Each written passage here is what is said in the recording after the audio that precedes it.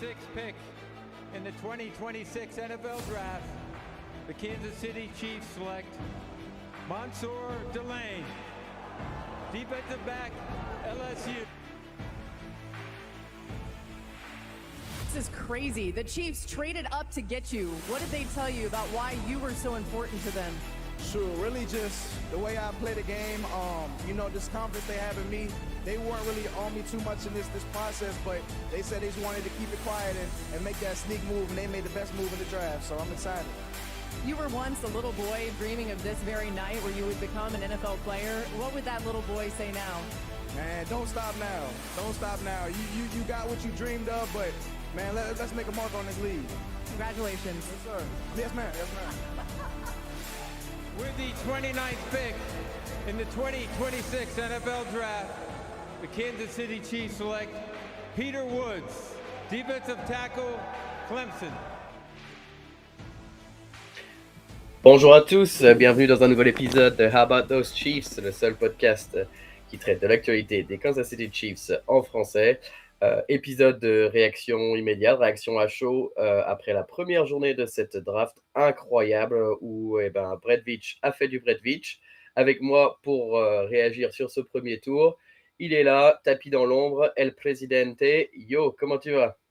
On est là, la War Room est là, tout est là. Ça, c'est pour ceux qui voient la vidéo. Je suis encore excité de cette nuit. J'ai pas dormi depuis cette nuit. Alors, je suis éclaté, mais je suis en pleine forme. Je suis surexcité et je m'attendais pas du tout à ça parce que je vais le dire clairement, on va parler des joueurs après, mais je m'attendais pas du tout à voir ces deux joueurs-là à la fin du premier jour. Je le dis clairement. Voilà. Alors, on va en débriefer, on va en parler. Mais voilà, c'est plutôt, il s'est passé des dingueries sur ce premier tour, comme diraient les jeunes, une dinguerie, mais c'était cool, c'était cool. Yo, comme vous pouvez l'entendre, hein, il tourne à la caféine depuis 3 heures du matin. Là. Il a dormi 15 minutes en 2 semaines, donc il va être plein d'énergie. Rentrons dans le vif du sujet. Cette première journée-là, elle commence, tu entends. Donc tranquillement, pas tellement de surprise finalement sur les premiers pics, tu vois, Mendoza, Bailey, on fait ok, Bailey plutôt gris, on voit Reese qui tombe un petit peu, mais voilà, pas trop de surprise finalement. Et là, tu entends que les Chiefs montent. Alors, on rappelle. Alors, avant, tu entends quand même Carnell Tate pique. Et là, tu te dis, oula, qu'est-ce qui se passe? Tu entends Kansas City monter, pique, trade avec les Browns. Oula, tu te dis là, attends, on monte en 6. Voilà. Est-ce que tu as pensé que c'était pour Tyson, toi, le receveur qui restait? Tyson Ubane, sur le coup, je me suis dit c'est Tyson Ubane parce que je me dis il y a quand même du monde avant nous. On avait donc les Browns. Les Browns pouvaient être intéressés par Baines, pouvaient être intéressés par Delane aussi. Ils pouvaient être intéressés par Dance aussi. Ils pouvaient être intéressés par des receveurs. Les Commanders, je pense que si les Commanders Delane est dispo, ils ne passent pas les Commanders. Et après on avait les Saints aussi. Donc les Saints. Qui dit que les Saints n'allaient pas prendre Delane aussi en tant que cornerback, même s'ils ont des corners. Mais est-ce que toi, tu avais déjà en tête que c'était pour Delane? Est-ce que c'est moi, parce que moi, j'avoue que je n'ai pas du tout envisagé pour Delane. Pour moi, on montait. Bon, j'ai vendu le pic, hein, mais tout le monde sait qui en a pic. Mais excusez-moi, hein, mais non, je me dis wide receiver ou Ruben Main. Voilà, c'est ce que je me dis sur le coup, quoi, tu vois. Alors je me dis Tyson ou Mackay Lemon. Je me voyais mal Mackay Lemon. Je voyais plus si on piquait, c'était Tyson à ce niveau-là, quoi, tu vois. Donc, et on l'a bien dit, les écrans de fumée de Brett Veach, la preuve, hein, on va en reparler après, mais on a interviewé des gens en visio, ils sont pas venus à Kansas City, c'est pas pour rien. Et voilà, c'est ça. Ouais. Non, ça, c'est quand même. On va en parler hein, de cette stratégie de joueur d'échecs là, de Brett Veach. Donc, du coup, voilà, on voit Kansas City appelé sur l'horloge. On pense que ça va être pour Bain. Non, finalement, Ruben Bain tombera jusqu'au pick 15. Je crois qu'il part, aux Bucks. Il part aux Bucks. Donc, petite surprise un peu qui chute autant, j'avoue. Hein. Et puis, c'est pas pour Tyson non plus, qui lui sortira aux Saints. Bon fit d'ailleurs, je trouve. Ils avaient besoin de receveurs. Après, ils en ont pas assez de un receveur qui se blesse, ils en prennent un deuxième. Mais franchement, si les deux sont là, si les deux peuvent marcher, Olave et Tyson, finalement, on est là au choix numéro 6. et ont choisi le cornerback de LSU, Mansour Delane, qui était, d'après le consensus général, le cornerback numéro 1. Hein. Et, Voilà. Je rappelle, il n'y a pas eu d'autres cornerbacks qui ont été choisis jusqu'à Chris Johnson, je crois, qui est bien plus bas dans les vingtaines.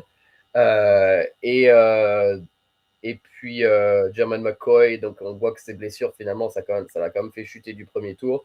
Donc voilà, c'était unanime qu'il était un cran au-dessus de tout le monde. Quoi. Avant le deuxième corner, il sort quand même en 27 par les Dolphins. Hein. Donc ouais, il y a un écart, il y a un gap entre les corners. D'habitude, quand tu as des shutdown corners à la draft qui se présentent, il y en a 3 ou 2 qui partent assez rapidement. Et après, tu as un trou. Là, il y a vraiment un gap entre tout le monde. Et on va pas se mentir, LSU, c'est quand même une usine à cornerback aussi ces dernières années. Il faut pas l'oublier. Donc, s'il est au niveau rien que d'un Stingley, je vous garantis qu'on a notre cornerback du futur pendant des années. Hein. Alors, je ne le vends pas comme Stingley, mais s'il est à ce niveau-là. Il n'y est pas. On va parler du joueur, mais avant de parler du joueur, juste le trade, parce que je sais que c'est un peu partagé. Tu sais, il y a toujours des échelles différentes, des tableaux pour savoir est-ce qu'on s'est fait avoir, est-ce qu'on est gagnant, machin. Alors, dis-moi ce que tu penses. Donc, pas pour l'instant du joueur, mais juste du trade, c'est-à-dire juste la contrepartie, etc. Et après, peut-être, avant même de parler du joueur, du processus, c'est-à-dire le fait de. Tu avais ce qu'on appelle un blue chip, tu sais, vraiment un cornerback qui, tu sais que c'est presque une star, en trade McDuffie. Tu ne peux pas le payer parce que tu as choisi de payer d'autres joueurs, voilà. Donc tu ne le payes pas, tu le trades, et après tu trade up pour essayer de trouver son remplaçant. Voilà. D'abord la contrepartie du trade, et après ce processus-là, et après on parle du joueur. Alors, on échange donc on monte de 9 en 6.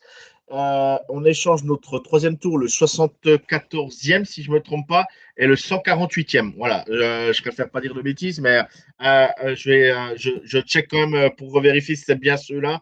Mais normalement, c'est ça. Je vais continuer à parler et je vous dis si je ne me suis pas trompé ou pas, parce que je préfère pas dire de bêtises. C'est bien le troisième et le cinquième qu'on lâche, donc le 74 et le 148. Le 148, des cinquièmes qu'on avait, ouais, c'est ça. C'est bien ça. Alors, pour moi. Et le 9. Et le 9, bien sûr. Et le 9, bien évidemment. Le 9. Mais on garde notre 29, ce qui est aussi important aussi derrière, hein, parce qu'on n'a pas vendu notre.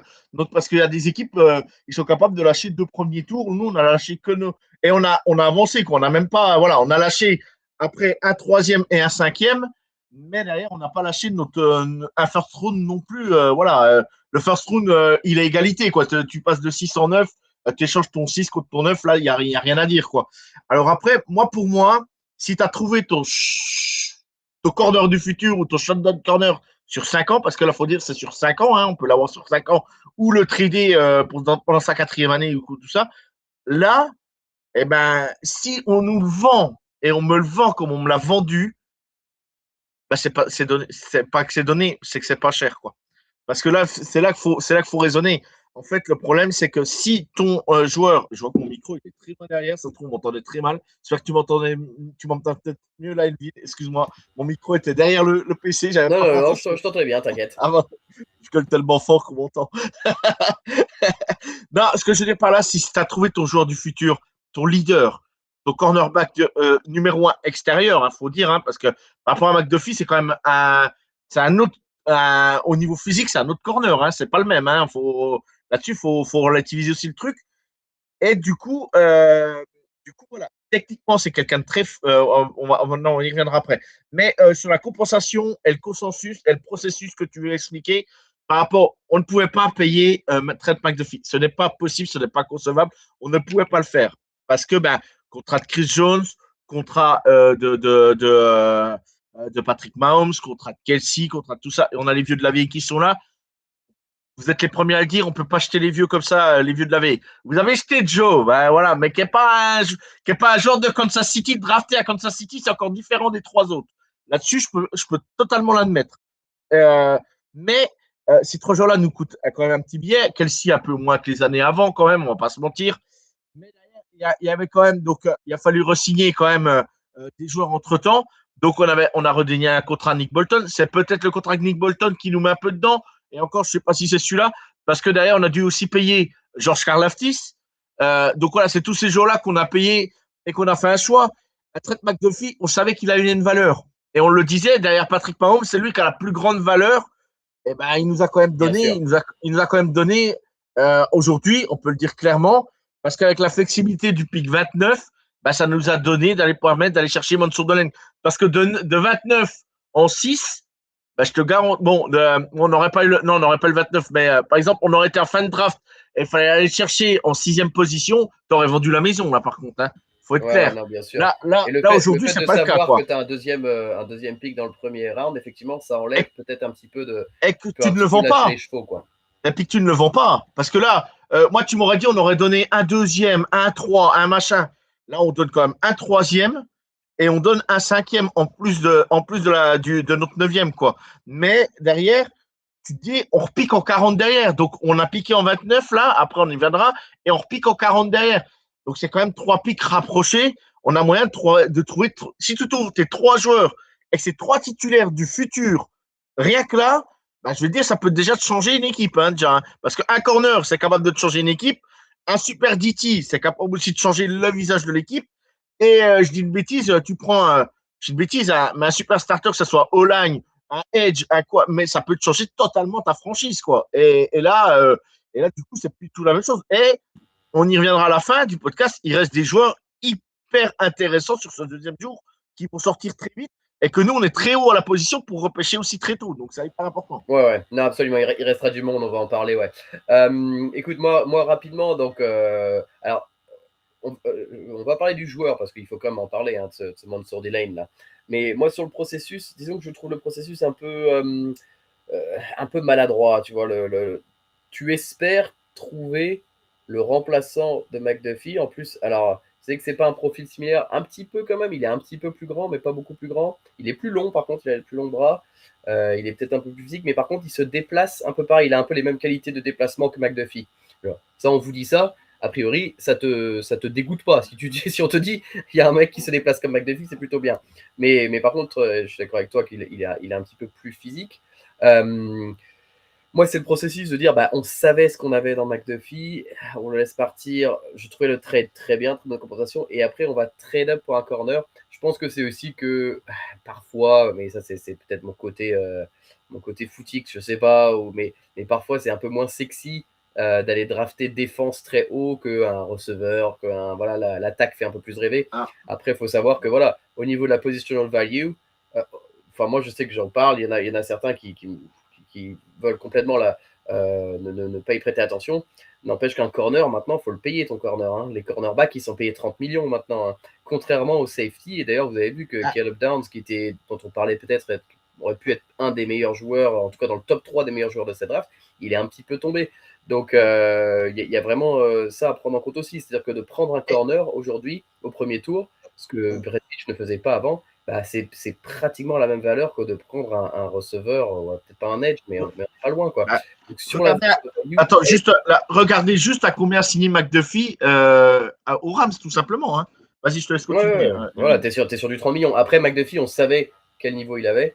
Delaine, c'est un pari, mais bon, c'est un pari un peu maîtrisé. Le but, on est d'accord, c'était de passer devant les Commanders et les Saints, c'est ce qu'on a dit tout à l'heure. Maintenant, ce qui est intéressant, avant de parler du joueur, c'est quand même ces écrans de fumée. Là, Brett Veach qui a joué au poker, qui a joué aux échecs, tout ce que tu veux, mais il a révélé avec un petit sourire en coin en conférence après, de dire nous, on était à fond sur Delaine depuis le début. On l'a pas fait venir dans nos visites top 30 pour ne pas éveiller les soupçons. On a fait une visio secrète à la place, tu vois. Et on avait en tête déjà que les Commanders et que les Saints pourraient être sur lui parce qu'effectivement, c'était le cornerback 1 de cette draft et assez largement. Et la deuxième chose, il a avoué aussi que c'était des écrans de fumée qu'il a pu disperser ça et là, que ce soit avec son copain Peter Schrager, de parler de O-line dès le pick 9, les Spencer Fano et tout ça. Là. C'est pour ça que tout le monde nous envoyait. C'est pour ça que tout le monde nous mettait un offensive tackle en 9 déjà au départ. Exact. Donc voilà, rien que pour ça, voilà, je trouve que c'est quand même marrant de voir. Bah, c'est la draft, c'est ça qu'on aime avec la draft, quoi. C'est vraiment du poker, quoi. Toi qui es joueur de poker, Yo, ça Ah, doit bah, te plaire, cette petite j'adore, manigance, ça. j'adore. Quand je l'ai vu arriver en conférence de presse et que je l'ai écouté, parce que je commence à comprendre l'anglais quand même un petit peu et que j'ai compris ce qu'il disait, j'étais sur mon canapé ce matin avec mon café. Ah, t'es un malin, Brett. Bah voilà. Non, T'es un non, petit mais c'est malin. pas. Voilà, c'est comme un bon GM. J'avoue que si ça devient notre cornerback 1 du futur, bah écoute, on dira la On classe, l'a quoi. pour 5 Et ans alors, déjà. On l'a pour 5 ans, déjà voilà, c'est ça. minimum. Et puis, moi, juste finir là-dessus, donc je suis un peu nuancé sur le processus, mais en revanche, à un moment donné, quand tu es au premier tour, comme ça, quand tu es au début du premier tour, si tu as un joueur en tête, moi, je m'en fous un peu, tu vois. Si vraiment tu es sûr de toi, tu veux ce joueur-là, Exactement. c'est pas BPA, c'est pas. Tu as un need, tu as un joueur en tête, tu l'as ciblé, tu dis, nous, c'est lui qu'on veut. Ouais. Bah, s'il faut aller à 6 pour être sûr de l'avoir, parce qu'il y a un doute sur les équipes qui pourraient l'avoir avant, bah fais-le, quoi. Parce que sinon, tu te retrouves. Exactement. Alors, je sais pas exactement, par exemple, ce que Brandon Bean euh, a en tête chez les Bills, mais le fait qu'ils aient trade back, et qu'au final, ils perdent Omar Cooper Jr., par exemple, Ou ou ils Casey perdent tous les Conception. receveurs. Ou Casey Conception aussi. Hein. Casey Conception est sorti au Browns, je crois, Ouais, mais tu vois, ouais, mais ils perdent tous les joueurs que peut-être. Il a dû se dire, oh, c'est bon, on va le récupérer, et finalement, il sort le pic d'avant. Je sais pas exactement si c'était le but, je sais qu'ils avaient besoin de pics en plus, mais tu vois, tu perds aussi peut-être un joueur en te disant, bah, on verra ce qui reste. Bah, en faisant ça, tu te retrouves à drafter des Keon Coleman. Mais bon, ça, c'est. Voilà. l'aparté, ouais, c'est la petite Voilà, cartouche l'aparté. pour les Bills que tu voulais mettre. Hein, tu voulais mettre une petite cartouche pour Bills. C'est ça, Dis-le. un petit tacle, mais on embrasse nos copains de la Bills Mafia.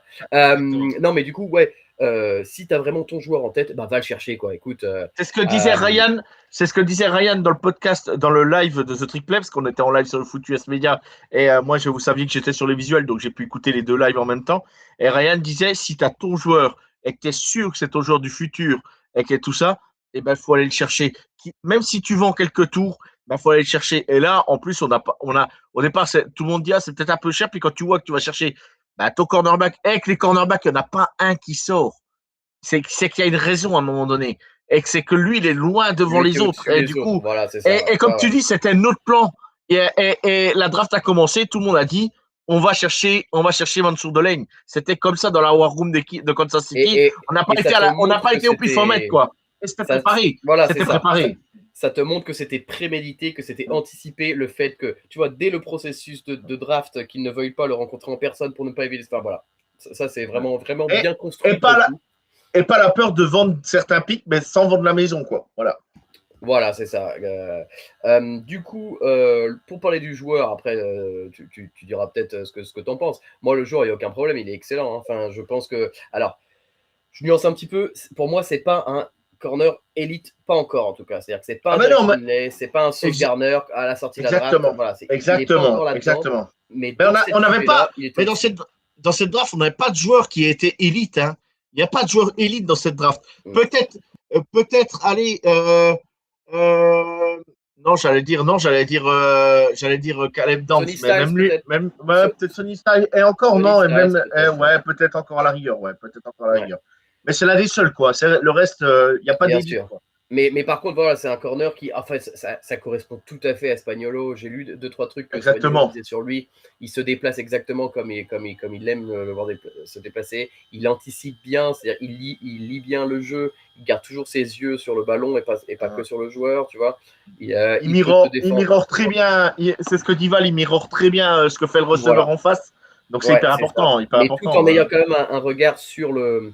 Il traque toujours la balle. Il traque toujours aussi la balle. Ouais, c'est ça. Ouais, c'est ça. Il anticipe bien en zone aussi. Tu vois, il arrive à couper des trajectoires. Enfin bon, voilà. Moi, je pense que ça va devenir notre cornerback 1. Il est capable de blitzer. Il est capable d'aller en presse. Il est capable de jouer en man. Il fait tout. Hein. Voilà. Techniquement, pour ceux qui veulent rentrer dans la technique, allez regarder ce que fait Mansour Delaine. Il sait tout faire. Hein. Donc, il a joué à Virginia Tech et après, il est arrivé à LSU. Et LSU, il a complètement explosé. Et Ryan a cité le coach hier soir de LSU qui a depuis des années en tant que coach corner. Vous pouvez citer les derniers corners qui sont à LSU. Et les prochains qui arrivent derrière, si ça se passe bien, les 2 prochains, c'est 2 premiers tours aussi. Hein. Donc voilà, c'est pas pour rien. Ouais. Alors, on est obligé de le mentionner, même si à ce stade-là, il faut être très prudent. Mais avant le processus avant la draft, on était très confiants en se disant c'est bon, on va prendre un cornerback en jour 2 ou jour 3 même. Non, mais Parce Delaine, on qu'on a l'avait un pris dans une excellent. mock au début. Hein. Delaine, on l'avait pris dans la première mock qu'on avait fait. Peut-être Hein. bien, ouais, c'est bien probable. Mais on s'était dit, bon, soit tu prends Delane, soit t'attends, et on laissera notre DB coach, notre coach de defensive backs, développer comme il a su le faire. On est obligé de le mentionner. Il y a une petite affaire extra sportive. Notre coach des defensive backs a été arrêté pour violence intrafamiliale. Donc voilà, ça, on ne sait pas encore. On ne sait pas encore où est-ce que ça va mener, mais est-ce qu'il va être suspendu pendant un moment, voire viré, on ne sait pas. Mais bon, voilà. Le fait est qu'on n'aura pas à pousser un développement sur un jour 3. On arrive avec un joueur qui est prêt jour 1 pour jouer en NFL et qui ne peut que s'améliorer. Donc ça, c'est bien. Est-ce que tu veux qu'on dise un petit mot maintenant sur le pick suivant, pick 29? Ouais, Qui était cher. ouais, qui va être cher. Alors lui, je ne pensais jamais qu'il serait dispo. Alors, il y en a qui sont mesurés, il y en a qui sont. Moi, si. Voilà, je vais clairement le dire. Hein, Peter Woods de Clemson, je le connais par cœur. J'ai envoyé un message ce matin à mon copain Pierrot de Clemson. Voilà, je suis hyper heureux. Vous ne pouvez pas savoir comme je suis heureux. Je ne pensais jamais avoir un joueur de Clemson de ce talent à Kansas City. Et le truc, c'est que Peter Woods, il a déçu cette année. Il n'a pas été bon. Mais si vous voulez regarder l'image de Peter Woods, prenez la saison dernière. Parce que la saison, Clemson, c'est mal déroulé. Clemson tout entier a déçu. Voilà, vous prenez Kate Klubnik, tout ça, vous prenez tous les joueurs. Vous prenez la saison dernière de TJ Parker et de Peter Woods, c'est deux joueurs différents. Par exemple, TJ Parker, pour la petite aparté, c'est un mec qui fait 12 sacs l'année dernière. Quoi. Cette année, il en fait 5. Voilà la différence du tout. Qui est encore libre d'ailleurs, qui n'a pas été. Ouais. Donc ce serait pas impossible qu'on double dip chez Clemson. Mais donc voilà, Yo l'a révélé. Au pick 29, on a choisi le defensive tackle de l'université de Clemson, Peter Woods.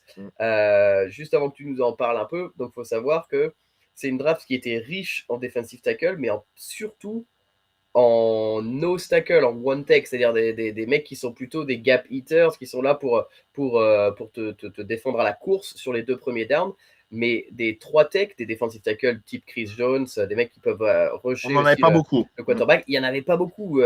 D'ailleurs, les Vikings se sont jetés sur un Caleb Banks avec un potentiel athlétique, mais qui n'est pas prêt techniquement encore à jouer ce rôle-là. Donc, vraiment, Peter Woods, depuis le début, c'est le 3 tech, le defensive tackle 1 du consensus, en fait, quoi. Moi, je te dis juste rapidement ce que j'en pense. Moi, j'ai adoré ces tapes de 2024. Elles sont vraiment incroyables. Il a des mains violentes. Franchement, ça me rappelle Chris Jones qui sortait de Mississippi State, je crois. Ouais, c'est ça.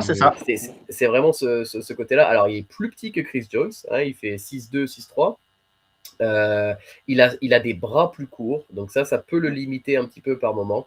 Mais il est très bon pour dégager le bloqueur en face de lui. Il a un gros premier pas, quoi. Alors, Ryan disait qu'il ne le voyait pas, mais voilà, moi, je trouve qu'il a un gros premier pas. Oui, même si Ryan, c'est mon copain, on n'est pas toujours d'accord. Puis là, je défends ma paroisse quand même. Et voilà, moi aujourd'hui, tu me disais, Peter Woods, il était là. Tu le prends pas, j'aurais été déçu. Là, tu le prends. Voilà, et puis, je suis désolé, Chris Jones, il est comme il est. Mais si Peter Woods commence un peu à chier dans la colle, il va aller le voir, il va lui mettre 2 claques dans le casque, il dit tu vas arrêter tes conneries et maintenant tu vas jouer à ton niveau. Et ça va tout changer. Parce que il aura son mentor. Peter Woods est encore très jeune. Et il aura son mentor. Son mentor, ça sera Chris Jones devant lui. Et c'est pas rien. C'est pas rien, ce que j'ai envie de dire. Là, la palette technique qu'a Chris Jones va pouvoir la donner et la faire apprendre en plus supplémentaire à Peter Woods. C'est tout simplement le fit parfait. Et on pense à l'après aussi. Parce que dans l'année prochaine, et même on y pense maintenant, parce que le problème, c'est que Chris Jones jouait tout le temps. Et là, du coup, Peter Woods va pouvoir aussi tourner. Ça va permettre de pouvoir se faire souffler aussi Chris Jones. Peut-être qu'il sera peut-être un peu plus performant aussi que de le laisser tout le temps sur le terrain. Voilà, c'est important aussi de le dire. Hein. Et alors, tu sais, on parlait de pass rush, donc du coup, nous, naturellement, on s'est porté vers les edges, on dit, allez. Mais finalement, à ce moment-là de la draft, je regardais les joueurs disponibles, dans ceux qui sont prêts tout de suite à être de ceux qui peuvent vraiment t'apporter du pass rush juice. Malachi Lawrence qui sort un petit peu avant, finalement, c'est des edges où tu sens qu'il y a un petit peu encore de boulot, ou alors des edges qui se reposent plutôt sur un bull rush plutôt que sur du speed rushing. Et là, tu te dis, mais en fait, le chemin le plus court vers le quarterback, c'est la ligne droite. Donc, c'est le rush qui vient Exactement. du centre. Hein. Tu me dis Exactement. que sur un 3e down, en face de toi, tu as Chris Jones et Peter Woods. Lequel est-ce que tu double Et, team Bonne et chance. puis le truc, c'est que Peter Woods, il est capable aussi de jouer de jouer un peu comme un edge rusher par moment sur certains packages. Et du coup, ils sont capables aussi de se croiser avec Chris Jones. On sait que l'Espagnol, il aime bien des Les fois faire stunts. croiser Ouais, les. ouais, bien sûr. Voilà. Ouais. Bah, alors, moi, Et c'est ce que je demande depuis Peter longtemps, en fait, Woods, les stunts. Peter Woods, il est très doué là-dedans. Il le faisait énormément à Clemson. Et ça, c'est tous des trucs qu'ils ont à Clemson. Il l'a déjà, quoi. Il l'a déjà dans son package. Donc, c'est que un plus, quoi. C'est que un plus. Ouais, alors en plus, c'est un joueur qui a chuté ces dernières semaines sur le consensus, mais vous regardez là où il était il y a, je sais pas, 3 mois, il était top 15, hein, il était attendu Ah, top bah, 15. Hein. facile. Bien sûr. Moi, je me souviens quand j'ai commencé à m'intéresser à la draft, quand on commençait un peu à perdre en saison régulière, c'était des Sadiq, c'était des Woods qui sortaient sur les mock draft simulateurs. J'ai dit ok, donc j'ai commencé à regarder à ce moment-là. Là, il se trouve que à cause de sa saison un peu décevante, mais qui est aussi liée à une mauvaise utilisation des coachs, enfin, voilà, on va pas revenir sur Clemson. Il est un peu tombé. Moi, franchement, c'est un pick qui me plaît beaucoup hein, là-dessus. Donc, Moi, vas-y, moi Yo. aujourd'hui, si je dois donner une note aujourd'hui, je suis sûr. Je vais pas donner un A+, parce que je suis pas non plus dingue non plus. Mais si tu me dis B+ ou A-, je prends tous les jours. Je suis parfaitement d'accord. Et le problème, c'est que tu as pris des joueurs tout de suite et qui sont prêts à jouer. Et boum, Day One, ça démarre. Hein, c'est parti. Hein. Ok, moi, écoute, je vais mettre un B- pour ce premier jour parce que Mansour D-Lane, il avait beau être le cornerback 1, c'était pas un top talent, mais c'était lié à la draft. Parce que ça me fait toujours mal de me dire que ce joueur-là, du coup, on a trade up et on a trade up plus haut que Patrick Mahomes. Il a été pris plus haut Ouais, que mais bon. Patrick Mahomes. Donc, quand tu commences à réfléchir à ça, donc, Ouais, mais on n'avait je pas mets le un choix là. B-, mais, On n'avait pas le choix mais là. On n'avait pas le choix. non, bien sûr, Après, les la draft, needs sont là, c'est c'est pas le n'importe premier quoi. jour. L'année dernière, le deuxième jour, on avait été déçus. Le troisième jour, mieux.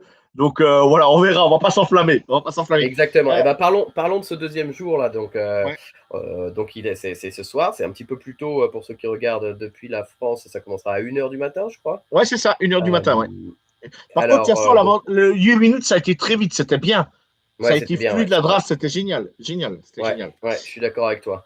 Du coup, donc on va pique en 40, donc ça va être assez Ouais. tôt hein, finalement. Je pense que, à mon avis, avant 2h du matin, on aura déjà notre pique 40, si on choisit en 40, parce qu'on n'est pas non plus à l'abri de voir peut-être un petit trade down pour récupérer autre chose. Enfin, bon, Récupérer on un sait qu'on aime bien troisième. jouer. Tu peux récupérer un troisième, un truc. Ça peut être bien. Ouais, exactement. Aussi, ça nous meuble la draft. Donc, Ouais, c'est ça. Alors, du coup, quand on regarde, donc il y a encore du beau monde quand même, hein, y compris sur nos besoins. Il y a encore des beaux joueurs qui sont tombés. On parlait de TJ Parker pardon, en edge tout à l'heure. Comme ça, une petite liste de joueurs qui j'ai sont une encore liste. disponibles. J'ai tout préparé, Elvin. Si tu veux, je peux t'en donner Eh des ben, joueurs. vas-y. Je peux t'en citer. Vas-y. Moi, j'en avais quelques-uns, mais vas-y, dis-moi. Alors, en edge, aujourd'hui, là, il y a TJ Parker qui est disponible de Clemson. Tu as Cassius Howell qui est un pur edge rusher. Et lui, il ne faudra pas compter la course si on le prend. Mais c'est un pur edge rusher. Il y a Zion Young, il y a Mason Thomas. Et il y en a un, si on le prend, il peut être dévastateur, c'est Gabe Jacas. C'est un joueur d'Illinois. Illinois, c'est une défense qui est très, très rugueuse. Donc, ça peut être un joueur intéressant. Je me dis, en 40, il peut être largement dispo pour nous. Alors, Ouais. à voir si on va sur edge. Je pense bien. En tout cas, ouais, c'est vrai qu'il y a encore du monde, il y a encore du monde en D-end, en edge. En receveur, alors bon, il y a Denzel Boston, mais c'est pas tellement notre style de receveur. Ouais. C'est un peu un Courtland Sutton, un peu grand, mais pas de séparation, qui jouerait le rôle de X. Il y a Chris Bell, mais qui est quand même blessé. Bon, on l'a vu courir sur un tapis, donc il revient, mais il s'est quand même fait les croisés aussi. Mais ça peut être intéressant. En receveur, Jeremy Bernard est encore là. Hein. Bien évidemment. Il y en a un que j'adore, en plus, on adore jouer sur la vitesse, nous, mais c'est Chris Brazel qui est encore dispo, quoi.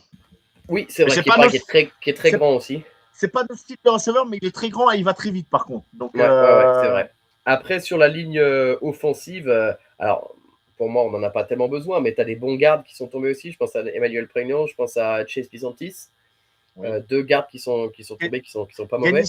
Ganis Dunker qui a dit qu'il serait prêt à jouer guard dans la NFL à la place de tackle à Iowa. On sait qu'Iowa, c'est une usine à O-line. Donc, Ouais, ça, c'est le moustachu avec son beau mulet. Là, ouais, avec le beau mulet, avec le beau mulet, avec le beau mulet. Il y a Markel Bell aussi, le gros offensive tackle de Miami qui fait 6'9 là. Il est énorme. Et il est intéressant, lui. Hein. Tard, mais ouais, il est intéressant.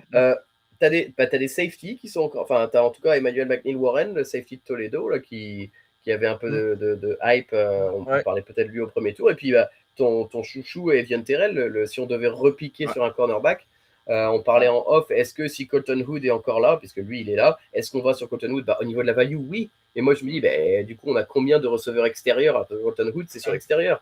On a pris Mansour Delane, on est satisfait de la progression de Noel Williams. On a encore. Oui, non, ça serait un peu, ça serait un peu désavoué. Il viendra chuter, voilà. Après, imaginons que tout part, tout ce qu'on avait ciblé et que tu te retrouves avec la position de corner et que c'est sur ton board, faut le prendre. Vraiment. Après, voilà. Ouais, c'est ça. Après, Evian Terrell est intéressant, mais très petit. Donc, est-ce qu'on peut le mettre à temps plein dans le slot? Ça peut être possible. Niveau linebacker, il y a Jacob Rodriguez qui est là aussi, le moustachu de Texas Tech, qui est quand même un sacré capitaine de défense. Anthony Hill aussi de Texas, qui a une grosse hype aussi. Ouais, c'est vrai. Christian Miller, le defensive tackle de Georgia. Qui si vraiment on veut faire back-to-back sur defensive tackle. Voilà, il y a encore du beau monde. Suivez cette deuxième journée. On vous refera un autre épisode pour vous parler donc des pics de la journée 2, donc c'est-à-dire des tours 2 et 3. Yo, est-ce que tu as une dernière chose à rajouter avant qu'on non, la boutique? On était complet parce que tu sais très bien, si tu me relances Elvin, on est reparti pour une demi-heure. Donc, et là, je peux pas. Quelqu'un doit aller chercher sa fille dans 5 minutes. Donc... Exactement. Heureusement que tu es là pour gérer le timing. C'est ça. Bon, on se retrouve très probablement demain, du coup. Bonne draft ce soir. Et puis, n'hésitez pas à nous dire ce que vous avez pensé des pics de première journée sur le X de l'association Chiefs France, par exemple, Chiefs-FR. D'ailleurs, on a fait partie de la mock draft des comptes FR. Nous, on avait pris Mackay Lemon. Bon, il est parti aux Eagles. On lui souhaite, on lui souhaite le pire, du coup. On lui souhaite rien maintenant. Et voilà, n'hésitez pas à nous dire ce que vous avez pensé des pics sur les réseaux sociaux. Et puis, on se retrouve très prochainement. Go Chiefs! Go Chiefs et magnifique jingle. Ciao tout le monde.